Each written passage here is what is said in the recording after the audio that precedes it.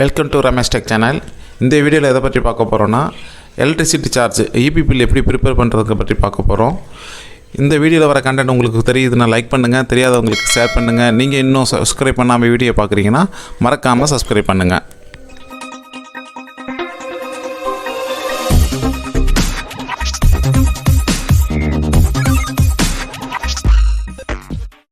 முதல்ல இன்சியேட்டர் லாக்கினை ஓப்பன் பண்ணலாம். இன்சியேட்டர் லாக்கினை ஓப்பன் பண்ணதுக்கப்புறம் இன்சியேட்டர் லாக்கினில் ஃபைனான்ஸ் ஐக்கானை கிளிக் பண்ணுங்கள். ஃபைனான்ஸ் ஐக்கானில் பில் ஐக்கானை கிளிக் பண்ணுங்கள். பில் ஐக்கானை கிளிக் பண்ணதுக்கப்புறம் நம்ம நேரடியாக கிரியேட் பில் ஆப்ஷனை கொடுக்கலாம். கிரியேட் பில் ஆப்ஷனை கிளிக் பண்ணுங்கள். கிரியேட் பில் ஆப்ஷனை கிளிக் பண்ணதுக்கப்புறம் கண்டிஜென்சி ஆஃபீஸ் எக்ஸ்பென்ஸுங்கிட்டு இருக்கும், அதை செலக்ட் பண்ணுங்கள். பில் டைப்பில் வந்து கண்டிஜென்சி ஆஃபீஸ் எக்ஸ்பென்ஸ் கிளிக் பண்ணதுக்கப்புறம் எக்ஸ்பென்ஸ் டைப்பில் எலக்ட்ரிசிட்டி சார்ஜ் அப்படின்ட்டு இருக்கும், அதை செலக்ட் பண்ணுங்கள். செலக்ட் பண்ணதுக்கப்புறம் டீட்டெயில் ஹெட் ஆஃப் அக்கௌண்ட் கேட்கும். ஹெட் ஆஃப் அக்கௌண்ட் வந்து நமக்கு எலக்ட்ரிசிட்டி சார்ஜ் எந்த அக்கௌண்ட்டில் வந்து ஹெட்டில் வந்து வந்திருக்கோ அந்த ஹெட்டை செலக்ட் பண்ணுங்கள்.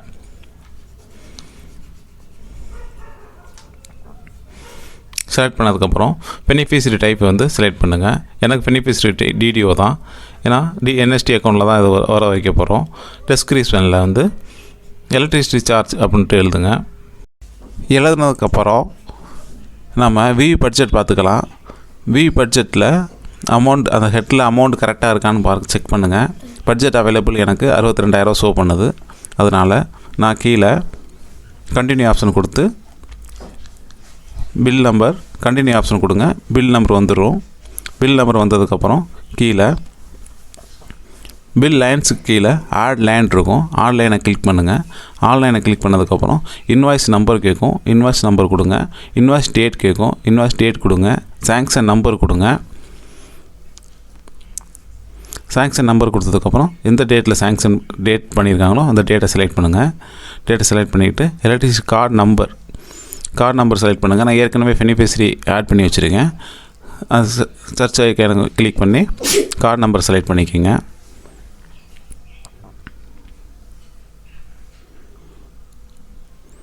கார்டு நம்பர் செலக்ட் பண்ணதுக்கப்புறம் லாஸ்ட் ரீடிங் கேட்கும், லாஸ்ட் ரீடிங் கொடுங்க.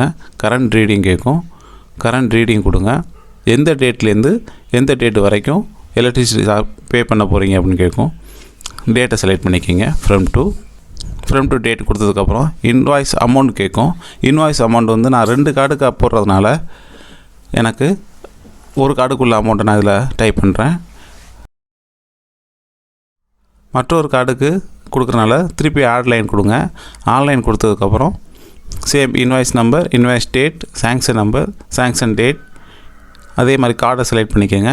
கார்டை செலக்ட் பண்ணிவிட்டு last reading, current reading, from date to date எல்லாம் கொடுத்துட்டு மீதி உள்ள அமௌண்ட்டு 62,000 மீதி உள்ள அமௌண்ட்டு கொடுங்க.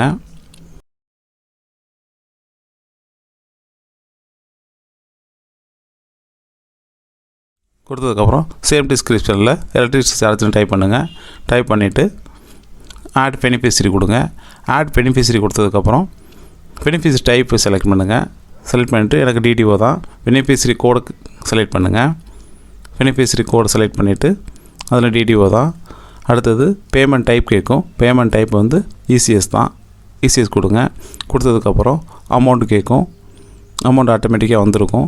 சேவ் கொடுங்க. சேவ் கொடுத்ததுக்கப்புறம் அட்டாச்மெண்ட் எனபிள்டு ஒரு ஆப்ஷன் ஓப்பன் ஆகும். ஓகே கொடுத்துக்குங்க. ஓகே கொடுத்ததுக்கப்புறம் அப்ரூவ் குரூப் செலக்ட் பண்ணுங்கள். அப்ரூவ் செலக்ட் பண்ணதுக்கப்புறம் சேவ் அப்டேட் கொடுத்தீங்கன்னா டிராஃப்ட்டில் அமௌண்ட் பில் போயிருக்கும்.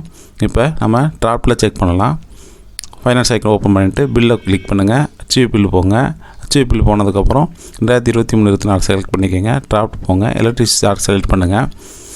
கொடுங்க. பில் நம்பர் வந்திருக்கும். நன்றி.